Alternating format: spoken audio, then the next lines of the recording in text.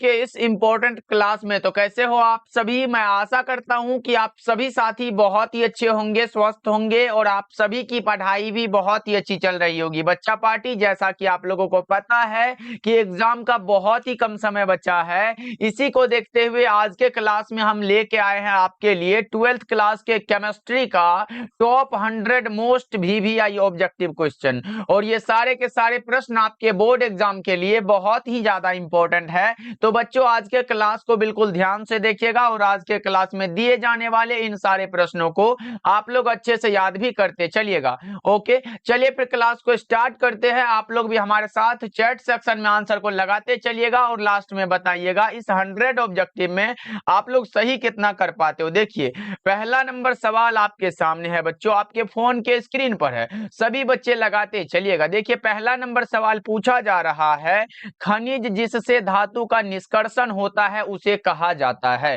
अब आपको बताना है कि वह खनिज जिससे धातु का निष्कर्षण होता है उसे क्या कहा जाता है बच्चों। तो याद रखना, उसे हम लोग अयस्क बोलते हैं। क्या बोलते हैं बच्चा पार्टी? अयस्क बोलते हैं। लेकिन एक चीज और याद रखोगे, अयस्कों में उपस्थित अशुद्धि को गैंग या फिर अधात्री बोलते हैं और गैंग और फ्लक्स आपस में मिलकर श्रेयक बनाते हैं। उसके बाद हमारा क्या होता है, दो या दो से अधिक धातुओं का मिश्रण हमारा मिश्र धातु कहलाता है। इतना को याद रखना, अगर कोई भी पूछ दे तो आप लोग लगा के आओगे। ओके बच्चों, चलो आगे बढ़ते हैं। दूसरा नंबर सवाल देखिए, पूछा जा रहा है, मात्र 100 ऑब्जेक्टिव है और ये सारे के सारे प्रश्न आपके बोर्ड एग्जाम में आने वाला है। देखिए, दूसरा नंबर सवाल है, आयरन का मुख्य ऑक्साइड अयस्क कौन सा है? पहले तो आपको पता होगा सर, ये हमारा हेमाटाइट। अगर मुख्य अयस्क पूछे तो हेमाटाइट लगाते हैं, वैसे लोहा का अगर अयस्क पूछे तो वो हमारा सीडेराइट भी होता है, हेमेटाइट भी होता है, ये सब होता है। लेकिन बच्चों आपको याद रखना है, क्या याद रखना है सर? हेमेटाइट का जो सूत्र होता है वो Fe2 और O3 होता है और Fe2O3 जो होता है एक प्रकार का ऑक्साइड अयस्क होता है, ये भी याद रखोगे।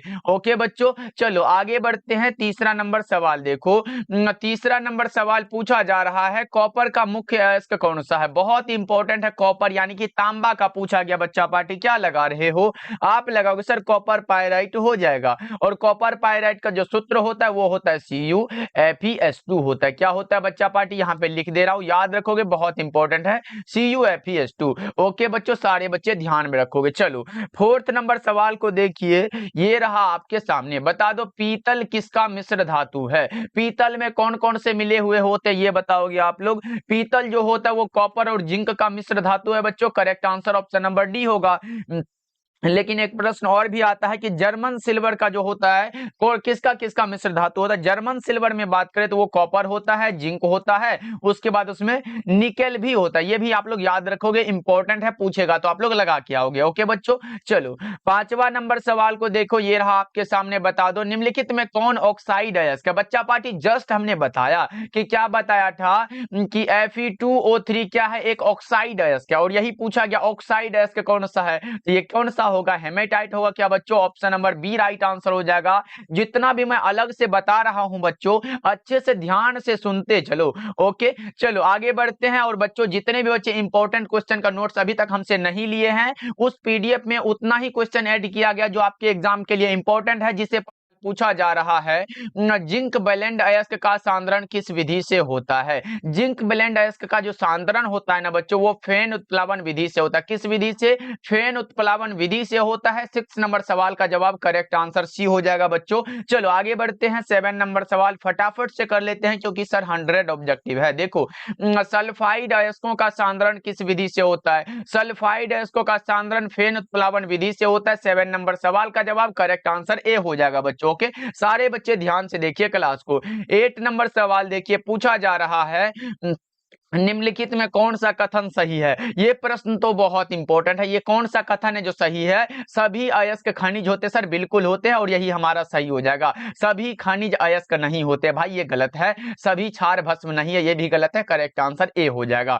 आगे बढ़ते हैं बच्चों। 9 नंबर सवाल देखिए, पूछा जा रहा है, ये रहा आपके सामने प्रश्न और सारे बच्चे क्वेश्चन का आंसर लगाने का जरूर प्रयास करेंगे। देखो, एक विधि जिसमें किसी धात्विक अयस्क को हवा की अधिकता में उसके गलनांक के नीचे गर्म किया जाता है उसे क्या कहते हैं? 2 नंबर में भी पूछ सकते हैं सर भर्जन क्या है? ये हमारा भर्जन कहलाता है। क्या कहलाता है बच्चा पार्टी? भर्जन कहलाता है। करेक्ट आंसर ए हो जाएगा। ओके, चलो वैसे अगर आपको हो सके तो ये प्रगलन का ये 2 नंबर में पूछता है, डिफिनेशन याद कर लेना, निस्तापन का और भर्जन का, ये तीनों का याद कर लेना। वैसे तो यहाँ भर्जन का मिल ही गया डिफिनेशन, इसको याद कर लेना, 2 नंबर में भी आएगा तो आप लोग लगा के आओगे। चलो 10 नंबर सवाल है। वैसे जो बच्चे नोट से लिए हैं उसमें सारा का आंसर दिया गया, घबराना नहीं है, बस मात्र 50 से 60 क्वेश्चन उस पीडीएफ में दिया रहेगा और उसी से एग्जाम में आना आता है भाई, अलग से कोई पढ़ने की जरूरत नहीं है। बस उसकी अनुपस्थिति में चूना पत्थर को गर्म करना क्या कहलाता है? वायु की अनुपस्थिति में, एब्सेंट में पूछा गया, आप लोगों से जल्दी बता दो 10 नंबर सवाल का जवाब, तो वो हमारा निस्तापन कहलाता है। देखो भर्जन और निस्तापन का हमारा ये डिफिनेशन मिल चुका है। चलो 11 नंबर सवाल देखो पूछा जा रहा है। 11 नंबर सवाल है, आवर्त सारणी के वर्ग 15 के तत्व नहीं है। वर्ग 15 के तत्व, ये क्लोरीन कहां से आ गया भाई? ये तो 17 का तत्व है ना। करेक्ट आंसर डी लगा लो, फ्लोरीन हुआ, क्लोरीन हुआ, ये सब क्या है? 17 के तत्व है। चलो आगे बढ़ते हैं। 12 नंबर सवाल देखो, निम्नलिखित में कौन नाइट्रोजन का ऑक्साइड हंसाने वाला गैस है? वही तो होता है सर N2O, जिसे हम लोग नाइट्रस ऑक्साइड बोलते हैं। करेक्ट आंसर भी हो जाएगा। चलिए 13 नंबर सवाल को देखिए, पूछा जा रहा है, नाइट्रिक अम्ल तैयार किया जाता है, यानी कि बच्चों HNO3 जो तैयार किया जाता है वो ओस्टवाल्ड विधि होता है। अगर पूछे H2SO4 यानी कि सल्फ्यूरिक एसिड कैसे तैयार किया जाता है, तो वो होता है संपर्क विधि। उसके बाद पूछे हैबर विधि के द्वारा क्या तैयार होता है, तो वो हमारा अमोनिया तैयार होता है बच्चों। और प्रकाश संश्लेषण, ये तो हमारा बायोलॉजी वाला सवाल है कि हरे पौधे अपना भोजन प्राप्त करते हैं, तो इतना को याद रख लो, सल्फ्यूरिक एसिड संपर्क विधि से, ओस्टवाल्ड विधि से नाइट्रिक अम्ल, और अमोनिया जो है ये हैबर विधि से। इतना याद रहेगा ना बच्चों। चलो वैसे 5 नंबर में पूछेगा कि संपर्क विधि से सल्फ्यूरिक एसिड तैयार कीजिए, ओस्टवाल्ड विधि यानी कि नाइट्रिक अम्ल को तैयार कीजिए ओस्टवाल्ड विधि से, ये सब 5 नंबर में पूछता है बच्चों, इसको तैयार कर लेना, ये 3 जो दिया गया। चलो आगे बढ़ते हैं। 14 नंबर सवाल देखो, पूछा जा रहा है, ओजोन क्या होता है? देखो हमारा अगर O2 की बात यानी कि ऑक्सीजन की बात हो, तो ऑक्सीजन हमारा अणुचुंबकीय होता, आप लोगों ने पढ़ा होगा। उसी के जगह अगर O3 यानी कि ओजोन आ जाए, तो ओजोन हमारा क्या होता है? ओजोन प्रति चुंबकीय होता है। लेकिन 2 नंबर में ऐसे करके पूछेगा कि ऑक्सीजन अणुचुंबकीय होता है जबकि ओजोन प्रति चुंबकीय, ऐसा क्यों? तो 2 नंबर में पूछेगा आप लोगों से, बस इतना लगा देना बच्चों कि ऑक्सीजन में अयुग्मित इलेक्ट्रॉन यानी कि 2 अयुग्मित इलेक्ट्रॉन होते हैं, जबकि ओजोन में ऐसा कोई अयुग्मित इलेक्ट्रॉन नहीं होता है। इसके कारण से क्या होता है? ऑक्सीजन अणुचुंबकीय है और ओजोन प्रति चुंबकीय है। इतना याद रहेगा बच्चों।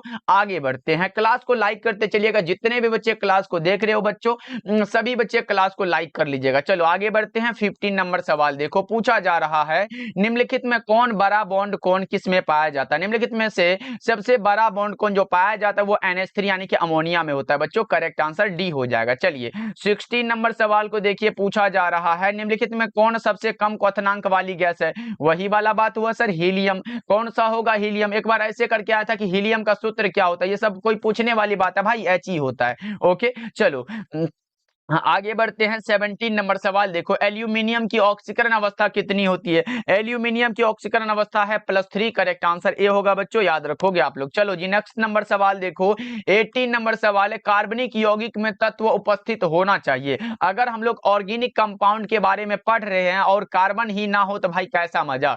करेक्ट आंसर बी होगा, इसमें कार्बन का होना बहुत ही आवश्यक होता है। चलो वैसे होता सब कुछ है लेकिन कार्बन का अति आवश्यक होना होता है। चलो आगे बढ़ते हैं, अगला नंबर सवाल देखो, 19 नंबर सवाल है, उत्कृष्ट गैसें रासायनिक दृष्टि से अक्रिय होती है क्योंकि उनके संयुक्त सेल में पूर्णतः भरे होते हैं। क्या होते हैं बच्चों? उनके संयुक्त सेल जो होते हैं वो पूर्णतः भरे होते हैं। करेक्ट आंसर सी हो जाएगा।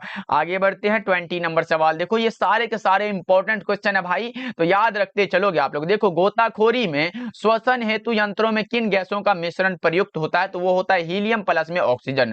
कौन सा होता है सर? हीलियम और ऑक्सीजन होता है। चलो नेक्स्ट नंबर सवाल को देखते हैं, ये रहा आपके सामने, बताते चलो बच्चों चैट सेक्शन में आंसर को। देखो पूछा जा रहा है, निम्नलिखित में कौन एक प्रथम संक्रमण श्रेणी का तत्व नहीं है पूछा गया आप लोगों से बच्चों। अगर यहाँ पे मैग्नीशियम की जगह मैग्नीज होता तो हो जाता, लेकिन मैग्नीशियम आ गया ना सर। करेक्ट आंसर सी लगाएंगे, मैग्नीशियम हमारा प्रथम संक्रमण श्रेणी का सदस्य नहीं है। ओके चलो आगे बढ़ते हैं। 22 नंबर सवाल देखो, पूछा जा रहा है, कॉपर कौन सा सदस्य? कॉपर जो होता है ना बच्चों, ये प्रथम संक्रमण श्रेणी का सदस्य है। करेक्ट आंसर ए हो जाएगा। चलो नेक्स्ट नंबर सवाल को देखते हैं।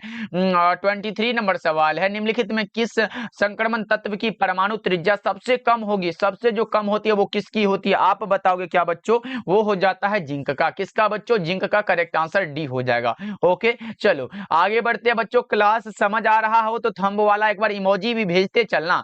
ओके बच्चों, चलो समन्वय यौगिकों के लिए सबसे पहला महत्वपूर्ण सिद्धांत किसने दिया था? बहुत इंपॉर्टेंट है, पूछा भी गया आपके एग्जाम में। समन्वय यौगिकों के लिए सबसे पहला महत्वपूर्ण सिद्धांत दिया गया वर्नर साहब के द्वारा। करेक्ट आंसर सी होगा बच्चा पार्टी। आगे बढ़ते हैं 25 नंबर सवाल देखो, निम्नलिखित में कौन एक द्विक लवण का उदाहरण है? द्विक लवण का उदाहरण हमारा पोटास एलम होता है। क्या होता है सर? पोटास एलम होता है। 25 नंबर सवाल का जवाब करेक्ट आंसर डी हो जाएगा। नेक्स्ट नंबर सवाल को देखिए, 26 नंबर सवाल है, निम्नलिखित में से कौन है जो बाइडेंटेट लिगेंड है? बाइडेंटेट लिगेंड हमने बताया था एथिलीन डाइएमीन होता है। क्या होता है बच्चों? Ethylene diamine. पिछले क्लास में भी हमने बताया था, तो ये इंपॉर्टेंट क्वेश्चन है, याद रखोगे आप लोग। चलो आगे बढ़ते हैं, 27 नंबर सवाल आपके सामने है। बता दो निम्नलिखित में कौन सा है हरात होता? हरात होता जो कहते हैं ना, वो कौन सा है बताओ? FeSO4 into 7H2O। क्या होता है सर? FeSO4 into 7H2O। याद रखोगे, एग्जाम में आओगे तो एग्जाम में ये प्रश्न आया तो छोड़ के नहीं आएंगे। ओके, चलो आगे बढ़ते हैं। 28 नंबर सवाल है आपके सामने, निम्नलिखित में किस यौगिक का उपयोग अग्निशामक में होता है? ये तो बड़ा ही आसान सा सवाल पूछा है सर, वो होता है हमारा कार्बन टेट्राक्लोराइड। कौन सा होता है सर? कार्बन टेट्राक्लोराइड यानी कि CCl4 होता है। चलो आगे बढ़ते हैं, 29 नंबर सवाल है कि Na2O में, ये बहुत इंपॉर्टेंट है सर, Na2O में यानी कि सोडियम ऑक्साइड में सोडियम की कोऑर्डिनेशन नंबर कितनी होगी? Na यानी कि सोडियम का पूछा गया है, 4 हो जाएगा। ऑक्सीजन का पूछता तो हम लोग 8 लगाते। चलो आगे बढ़ते हैं, 30 नंबर सवाल आपके सामने है। जब एथिल ब्रोमाइड की अभिक्रिया शुष्क सिल्वर ऑक्साइड से कराई जाती है, जब एथिल ब्रोमाइड की अभिक्रिया शुष्क सिल्वर ऑक्साइड से कराई जाती है, तब क्या बनता है? ये आप लोग बताओ बच्चा पार्टी। बहुत इंपॉर्टेंट क्वेश्चन है, जल्दी जल्दी से बता दो। 30 नंबर सवाल का जवाब क्या लगा रहे हो सर? एथिल डाइएमीन बनता है, यानी कि डाइएथिल ईथर बनता है। करेक्ट आंसर ए होगा। 30 नंबर सवाल का जवाब ए लगा सकते हो आप लोग। चलो आगे बढ़ते हैं, 31 नंबर सवाल है, जिंक और जल के साथ क्लोरोफॉर्म के अवकरण से क्या बनता है? क्लोरोफॉर्म क्या होता है सर? वही ना, CHCl3 वाला। और इसके साथ कौन सा है? जिंक और जल है। क्या है बच्चों? जिंक प्लस में क्या मिला हुआ? जल मिला हुआ है। तो इसके अवकरण से हमारा क्या प्राप्त होता है? इसके अवकरण से हमारा बनता है CH4 प्लस में HCl का निर्माण होता है। तो कौन सा ऑप्शन में दे दिया गया? मेथेन। करेक्ट आंसर डी हो जाएगा। ओके, चलो आगे बढ़ते हैं, 32 नंबर सवाल देखो, एथिल ब्रोमाइड को एल्कोहलीय कॉस्टिक पोटास के साथ उबालने पर क्या बनता है? एथिल ब्रोमाइड यानी कि बच्चा पार्टी C2H5Br की अभिक्रिया कॉस्टिक पोटास यानी कि एल्कोहलीय कॉस्टिक पोटास है, तो यानी कि KOH लिखेंगे। उसके बाद हमारा एल्कोहलीय है। उसके बाद अगर रिएक्शन कराना हो तो उसके उबालने से क्या बनेगा? ये भैया बोल रहे हैं कि Br, उसके बाद K, ये हमारा पोटेशियम ब्रोमाइड निकल गया यानी कि KBr बन गया। उसके बाद हमारा बन जाता है H2, ये OH, और इसमें से एक निकल के यहाँ आ गया तो हमारा H2O बन जाता है। H2O का निर्माण होता है, प्लस में हमारा ये कौन सा बचा? C2H4 बचा। C2 यहाँ पे लिखो बच्चा पार्टी, C2 और H4 इसका नाम होता है एथिलीन। करेक्ट आंसर बी हो जाएगा। चलो आगे बढ़ते, अगला नंबर सवाल है, 33 नंबर सवाल है, SN2 क्रियाविधि में निर्माण होता है संक्रमण अवस्था का। कौन सा अवस्था है भाई? ट्रांजिशन स्टेट का। करेक्ट आंसर बी हो जाएगा। ओके बच्चों, चलो क्लास को लाइक करते चलिएगा और PDF जितने भी बच्चे लेना चाहते हो तो कॉल करिएगा। ब्यूटेन टू ऑल एक प्रकार का क्या होता है? ब्यूटेन टू ऑल जो होता है, ये बताओ जल्दी जल्दी से क्या है बच्चा पार्टी? फटाफट से आंसर दिखना चाहिए। ये हमारा सेकेंडरी अल्कोहल हो जाता है। चलो आगे बढ़ते हैं, नेक्स्ट नंबर सवाल देखो, 35 नंबर सवाल है, एथेनॉल जल में घुलनशील है क्योंकि ये जल के साथ निर्माण करता है कौन सा? हाइड्रोजन बॉन्ड का निर्माण करता है सर। करेक्ट आंसर सी हो जाएगा 35 नंबर सवाल का। ओके, चलो आगे बढ़ते हैं, 36 नंबर सवाल है आपके सामने, अल्कोहल में सक्रिय क्रियाशील मूलक क्या होता है? अल्कोहल में सक्रिय क्रियाशील मूलक देखो, ये हमारा अल्कोहल का है, उसके बाद ये हमारा कार्बोक्सिलिक एसिड का है, ये एल्डिहाइड का है और ये कीटोन का है। तो देखो कोई भी पूछे तो आप लोग लगा क्या होगे बच्चों? अभी का जो करेक्ट आंसर होगा वो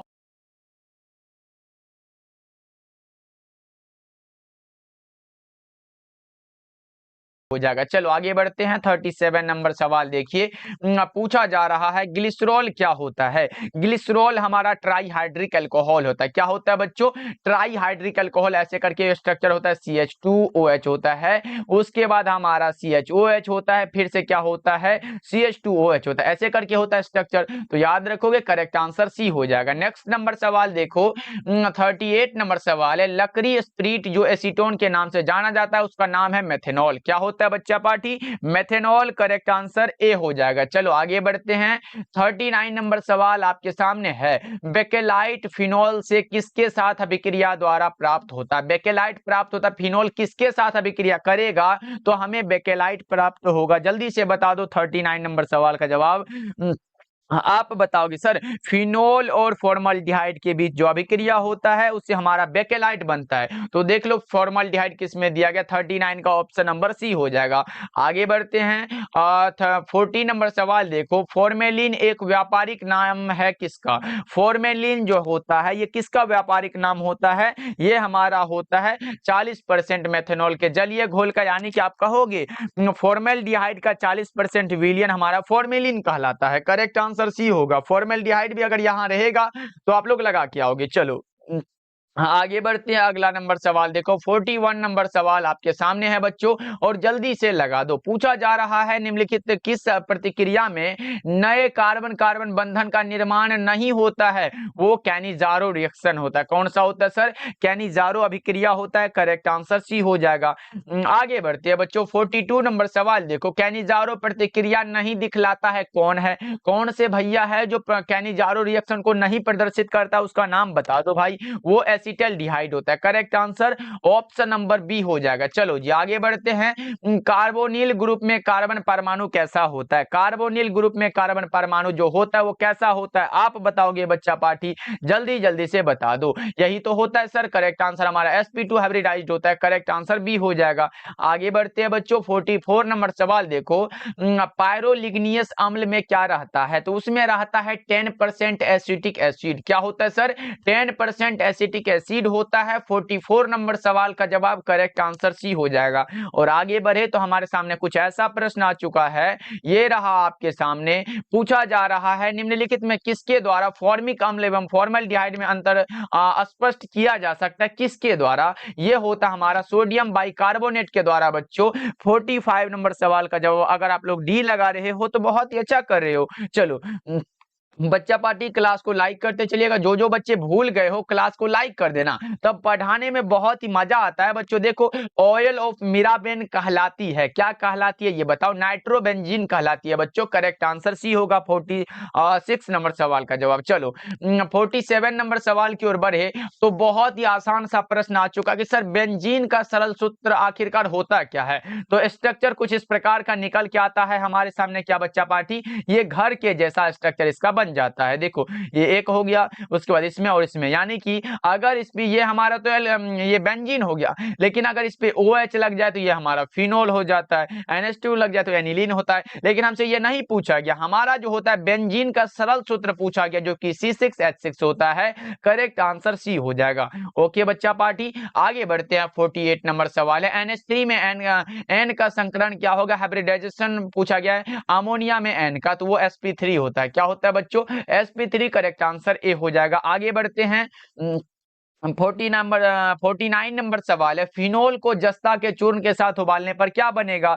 फिनोल को जस्ता के चूर्ण के साथ उबालने पर हमारा जो बनता है वो बन जाता है बेंजीन। क्या होता है सर? बेंजीन होता है फिनोल का, यानी कि हमारा क्या होगा? C6H5OH होता है। यही तो होता है सर। उसके बाद जस्ता के साथ यानी कि Zn के साथ उबालना है तो ये हमारा क्या बनता है बच्चों? C6H6 प्लस में H2 बनता है। ओके चलो करेक्ट आंसर सी हो जाएगा। आगे बढ़ते हैं।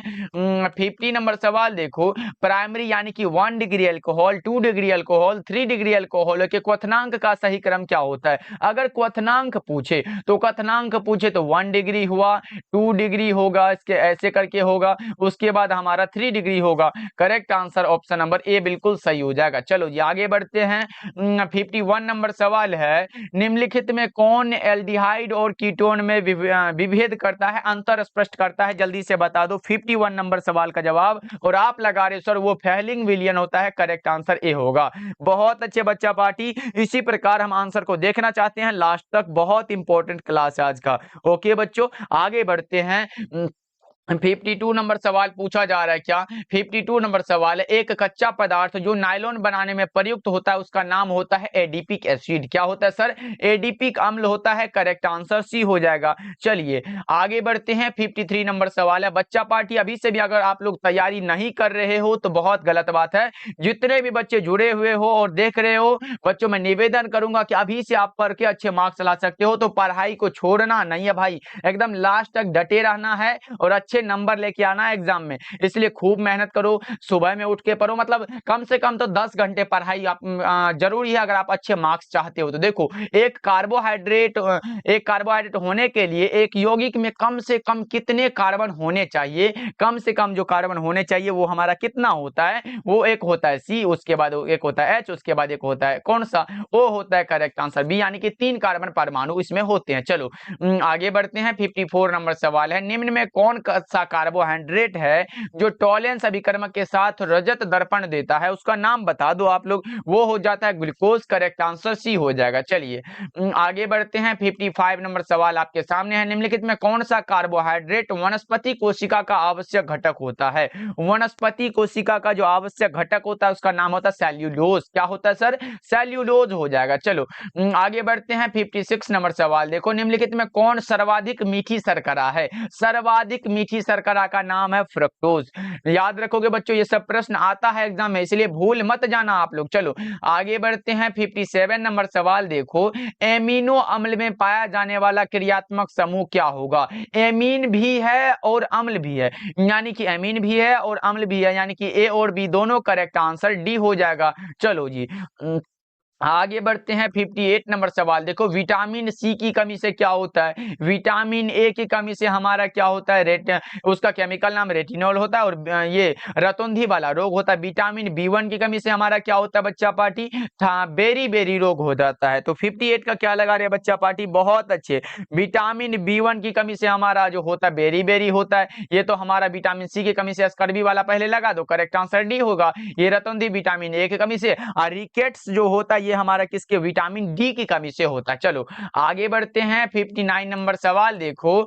निम्न में कौन साधारणतया शरीर के द्वारा नहीं बनाए जाते? शरीर इसका निर्माण नहीं कर सकता, उसका नाम है विटामिन। क्योंकि विटामिन कुछ ही मात्रा में शरीर इसका निर्माण करते हैं और ज्यादातर विटामिन के लिए हम बाहरी चीजों को खाते हैं, भोजन जो करते हैं उससे हमें विटामिन प्राप्त होता है, करेक्ट आंसर बी होगा। और 2 नंबर में भी पूछा गया कि विटामिन से आप क्या समझते हो, तो याद रखोगे 2 नंबर में पूछा जाता है, लिख देना। ऐसे कार्बनिक पदार्थ जो जंतुओं तथा मनुष्यों के शरीर की उचित वृद्धि तथा उनकी जैविक क्रियाओं के लिए आवश्यक होता है, उसे हम लोग विटामिन कहते हैं। विटामिन को 2 प्रकार से विभक्त किया गया है। एक हमारा जल में घुलनशील विटामिन होता है, उसके बाद दूसरा हमारा वसा में घुलनशील विटामिन होता है। जल में घुलनशील बी कॉम्प्लेक्स सी होता है, उसके बाद हमारा वसा में घुलनशील ए होता है, डी होता है, ई होता है और के होता है। इतना को याद रख लो, ऑब्जेक्टिव में पूछेगा। ये हमारा किस में होता है? ये जल में घुलनशील है और इसके बाद ये हमारा वसा में घुलनशील है। बच्चों याद रखोगे, इंपॉर्टेंट है। चलो आगे बढ़ते हैं। 60 नंबर सवाल देखो। निम्नलिखित में कौन संश्लेषित बहुलक है? संश्लेषित बहुलक का अगर बात हो ना बच्चों,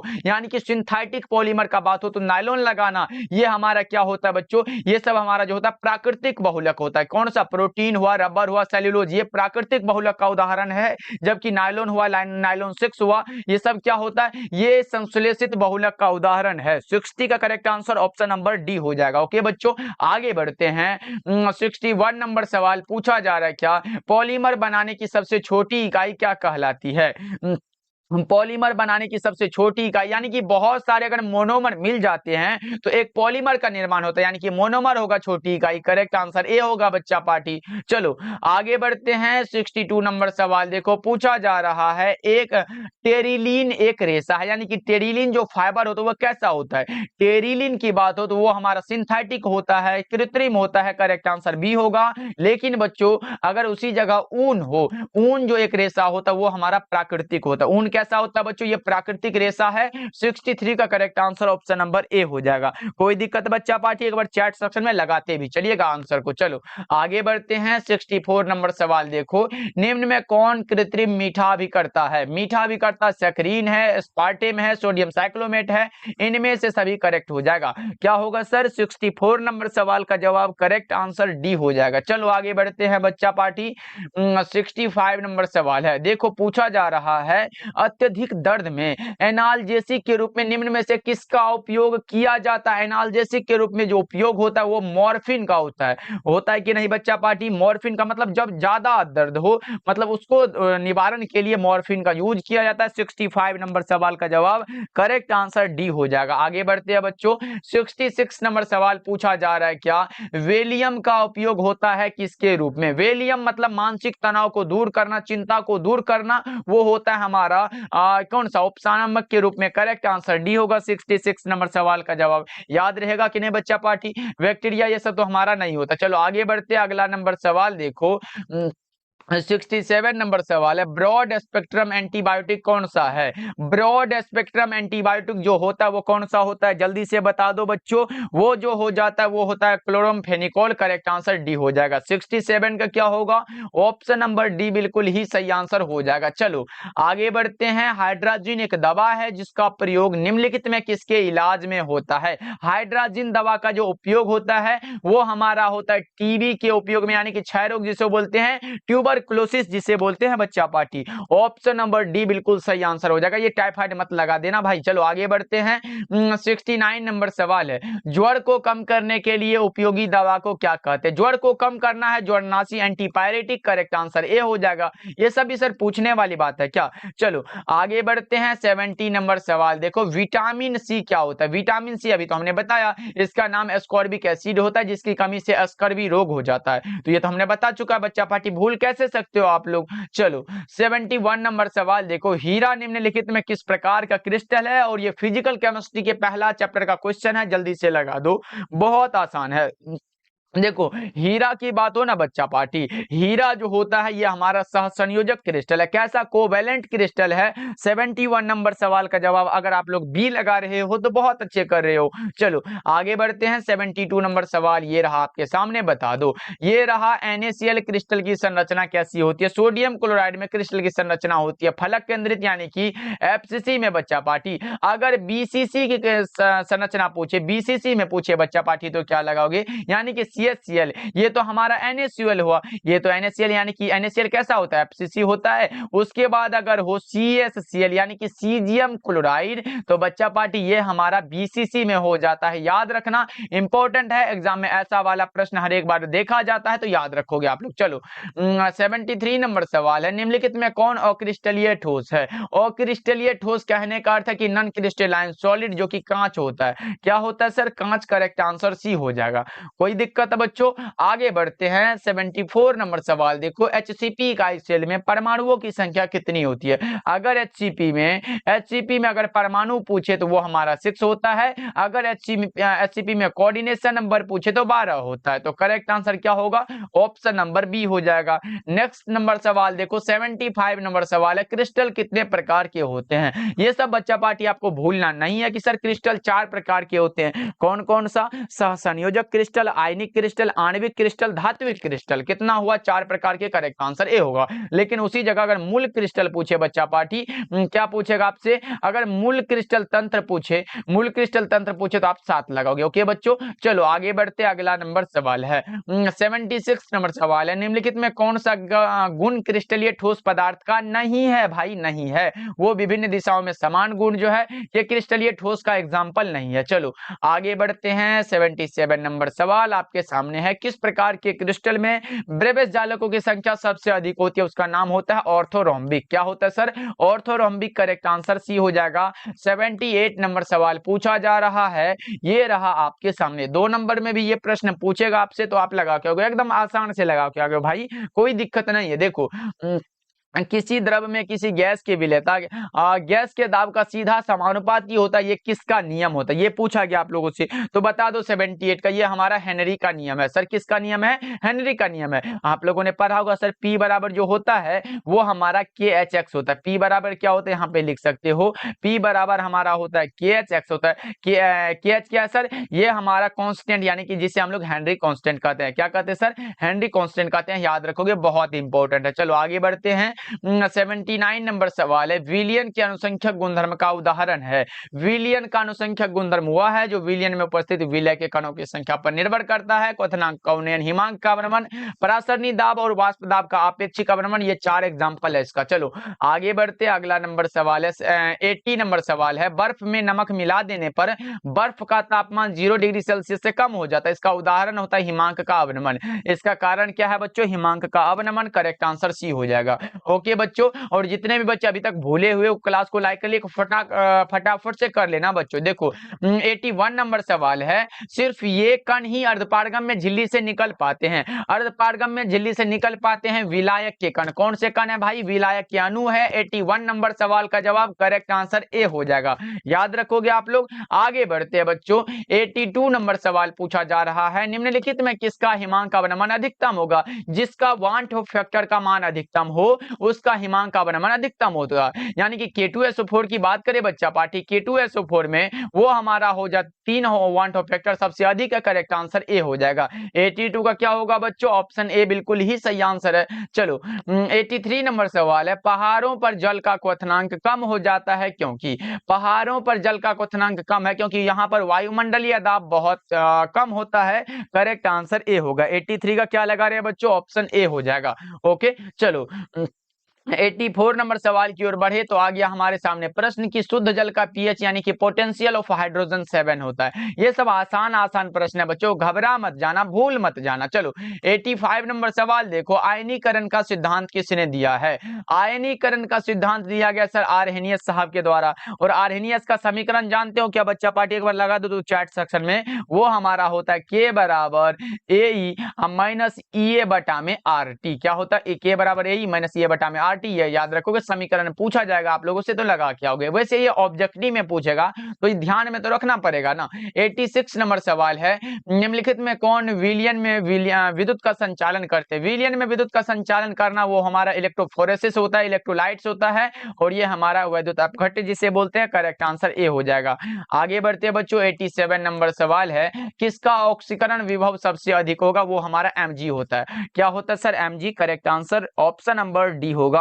ओके बच्चों, क्योंकि ये इसका जो ऑक्सीकरण होता है वो कितना होता है आपको पता है क्या? वो हमारा प्लस में होता है 2.37 होता है, इसका सबसे अधिक होता है। वैसे कॉपर की बात करें तो कॉपर का कितना होता है? वो हमारा होता है 0.34 होता है। उसके बाद जिंक की भी बात किया जा सकता है, जो जिंक में होता है 0.76 होता है। उसके बाद Ag की बात हो तो 0.80 होता है। ये सब याद रखने वाली चीजें हैं बच्चों, याद रखोगे आप लोग। चलो 88 नंबर सवाल है, हाइड्रोजन ऑक्सीजन सेल निम्नलिखित में किस तरह का सेल है? हाइड्रोजन ऑक्सीजन सेल जो होता है ये हमारा हो जाता है ईंधन सेल। कैसा होता है सर? ईंधन सेल। द्वितीयक सेल क्या होता है? द्वितीयक सेल मतलब जिसका चार्ज करने के बाद फिर उपयोग कर सकते हैं, मतलब चार्ज करते रहे और उपयोग करते रहे, पुनः उपयोग कर सकते हैं, वो हमारा द्वितीयक सेल। जैसे लेड स्टोरेज बैटरी हुआ, मोबाइल का बैटरी हुआ, ये सब क्या है? चार्जेबल है, चार्ज कर सकते हैं इसे। प्राथमिक सेल मतलब है कि एक बार चार्ज करने के बाद दोबारा चार्ज नहीं किया जा सकता है। जैसे टॉर्च का बैटरी हुआ, कभी चार्ज होता है क्या बच्चों? वही वाला बात हो गया। चलो आगे बढ़ते हैं, 89 नंबर सवाल देखो, चालकत्व सेल का सेल स्थिरांक क्या होता है? दो इलेक्ट्रोडों के बीच की दूरी एवं उसके अनुप्रस्थ काट के क्षेत्रफल के अनुपात को सेल स्थिरांक कहते हैं। क्षेत्रफल के अनुपात को सेल स्थिरांक, दो इलेक्ट्रोडों के बीच की दूरी एवं उसके अनुप्रस्थ काट के क्षेत्रफल के अनुपात को सेल स्थिरांक कहते हैं। L बटा में। ये कहां दिया गया? करेक्ट आंसर ये होगा। इसे हम लोग G नोट के द्वारा भी सूचित करते हैं या फिर X के द्वारा भी सूचित होता है ये। चलो आगे बढ़ते हैं, 90 नंबर सवाल देखो, सामान्य अणुओं को सक्रिय जटिल में परिवर्तित करने के लिए आवश्यक अतिरिक्त ऊर्जा क्या कहलाती है? सक्रियण ऊर्जा, यानी कि एक्टिवेशन एनर्जी कहलाती है। करेक्ट आंसर ए हो जाएगा 90 नंबर सवाल का जवाब। ओके बच्चों चलो हाँ, आगे बढ़ते हैं। 91 नंबर सवाल देखो। 91 नंबर सवाल है कि ताप बढ़ने पर अभिक्रिया का वेग क्या होता है। तापमान बढ़ने पर अभिक्रिया का जो वेग होता है बच्चों, वो क्या हो जाता है, बढ़ता है। ताप बढ़ेगा तो अभिक्रिया का वेग क्या होगा बच्चों, बढ़ेगा। चलो आगे बढ़ते हैं। 92 नंबर सवाल है, उत्प्रेरक की व्याख्या में उत्प्रेरक की उपस्थिति में अभिक्रिया की सक्रियण ऊर्जा क्या होगी। उत्प्रेरक यानी कि कैटलिस्ट की उपस्थिति में अभिक्रिया की सक्रियण ऊर्जा घट जाती है, डिक्रीज होती है बच्चों। 92 का correct answer option number B हो जाएगा। नेक्स्ट नंबर सवाल देखो, वेग समीकरण में प्रयुक्त सांद्रण पदों के घात के योगफल को क्या कहते हैं। वेग समीकरण में प्रयुक्त सांद्रण पदों के घात के योगफल को अभिक्रिया की कोटि कहते हैं। अगर इस पे अगर ये कुछ कोटि ऐसे करके दिया रहे बच्चा पाठी, इस प्रकार इस पे +2 दे दे, उसके बाद हमारा बी में क्या दे दे, मैं ये 1 दे दे, इस प्रकार के अगर समीकरण दिए रहे, इसमें पूछेगा अभिक्रिया की कोटि कितना होगा, इस पे जो भी पावर होगा उसको जोड़ देना, तो 2 + 1 = 3 हो जाएगा। यही सब होता है बच्चों। ओके, और अनुक्ता का अधिकतम मान 3 होता है, ये भी आप लोग याद रखोगे, ये एक प्रकार का सैद्धांतिक मान होता है। चलो आगे बढ़ते, अगला नंबर सवाल देखो। 94 नंबर सवाल है कि भौतिक अधिशोषण कैसी अभिक्रिया है। भौतिक अधिशोषण उत्क्रमणीय होता है, जबकि रासायनिक अधिशोषण अनुत्क्रमणीय होता है। करेक्ट आंसर ये होगा। और बच्चा पार्टी मैं बता दूं, भौतिक अधिशोषण और रासायनिक अधिशोषण में अंतर को जरूर याद कर लेना, क्योंकि ये एग्जाम में पूछता है कि भौतिक अधिशोषण और रासायनिक अधिशोषण में अंतर स्पष्ट करे, तो लिखना तो पड़ेगा ना। वैसे 2 और 5 नंबर दोनों में ये आ सकता है। चलो, स्टार्च के जल अपघटन में निम्नलिखित में किस एंजाइम का उपयोग होता है। स्टार्च के जल अपघटन में जिस एंजाइम का उपयोग होता है उसका नाम है डाइस्टेज। क्या होता है, डाइस्टेज। करेक्ट आंसर डी हो जाएगा बच्चा। ये रहा आपके सामने। शीत कक्ष प्रक्रम में प्रयुक्त उत्प्रेरक कौन सा होता है, N2O। कौन सा होता है सर, N2O होता है, नाइट्रस ऑक्साइड होता है। 96 का ऑप्शन नंबर ए हो जाएगा। ओके, चलो आगे बढ़ते हैं। 97 नंबर सवाल पूछा जा रहा है, सामान्य ताप एवं दाब पर किसी गैस के एक मोल का आयतन कितना होता है, 22.4 लीटर होता है। कितना होता है सर, 22.4 लीटर। चलो आगे बढ़ते हैं। 98 नंबर सवाल है, रक्त पर कैसा आवेश पाया जाता है। रक्त पर ऋणात्मक आवेश है। करेक्ट आंसर बी होगा। र से रक्त याद कर रख लो और र से ऋणात्मक। चलो आगे बढ़ते हैं, अगला नंबर सवाल है 99 नंबर सवाल है, दूध एक उदाहरण है किसका। दूध एक उदाहरण है सर, ये इमल्सन का। किसका सर, इमल्सन का। करेक्ट आंसर डी होगा, पायस जिसे हिंदी में बोलते हैं बच्चों। आगे बढ़ते हैं 100 नंबर सवाल, और आज के क्लास का ये लास्ट सवाल है। बता दो, भौतिक अधिशोषण में लगभग ऊष्मा उत्सर्जित होती है, वो भी किलो जूल पर मोल में। वो हमारा 20 से लेके 40, उसके बाद किलो जूल पर मोल होता है। ऐसे करके होता है बच्चा पार्टी, लिख लो, याद रख लो, इंपॉर्टेंट है। करेक्ट आंसर ए हो जाएगा। 100 का क्या होगा बच्चा, ऑप्शन नंबर ए होगा। तो बच्चा पार्टी कमेंट करके बताना कि आज का क्लास आपको कैसा लगा। और इस 100 ऑब्जेक्टिव एकदम याद कर लो भाई, बहुत इंपॉर्टेंट है। इस क्लास से ही बहुत सारा एग्जाम में प्रश्न देखने को मिलेगा।